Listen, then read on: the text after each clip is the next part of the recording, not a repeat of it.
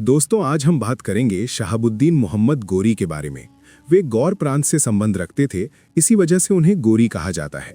गोरी ने भारत पर अपना पहला आक्रमण 1175 ईस्वी में मुल्तान पर किया। इसके बाद 1178 ईस्वी में उसने गुजरात पर आक्रमण की योजना बनाई। उस समय गुजरात के राजा भीमदेव द्वितीय थे, लेकिन सेना का नेतृत्व उनकी मां नायका देवी कर रही थीं, जिन्होंने आबू पर्वत के पास हुए युद्ध में मोहम्मद गोरी को बुरी तरह हरा दिया। इस हार के बाद गोरी ने पंजाब और दिल्ली की ओर रुख किया, जहां अजमेर और दिल्ली के शासक पृथ्वीराज चौहान, जिन्हें राय पिथौरा भी कहा जाता है, का राज था। 1191 में गोरी और पृथ्वीराज के बीच तराइन का पहला युद्ध हुआ, जिसमें पृथ्वीराज ने जीत हासिल की। लेकिन 1192 में तराइन के दूसरे युद्ध में बाजी पलट गई और इस बार मोहम्मद गोरी की जीत हुई। इसके बाद 1194 में चंदावर के युद्ध में गोरी ने कन्नौज के राजा जयचंद को हराया।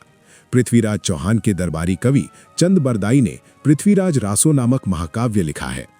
अंत में 1206 ईस्वी में मोहम्मद गोरी की मृत्यु के बाद उसके सबसे विश्वास पात्र गुलाम कुतुबुद्दीन ऐबक ने दिल्ली में सत्ता संभाली और दिल्ली सल्तनत गुलाम वंश की नींव रखी। इस तरह मोहम्मद गोरी को भारत में मुस्लिम साम्राज्य का वास्तविक संस्थापक माना जाता है। दोस्तों, ये कुछ महत्वपूर्ण सवाल है जो इसी टॉपिक से पिछले वर्षों में परीक्षाओं में पूछे जा चुके हैं।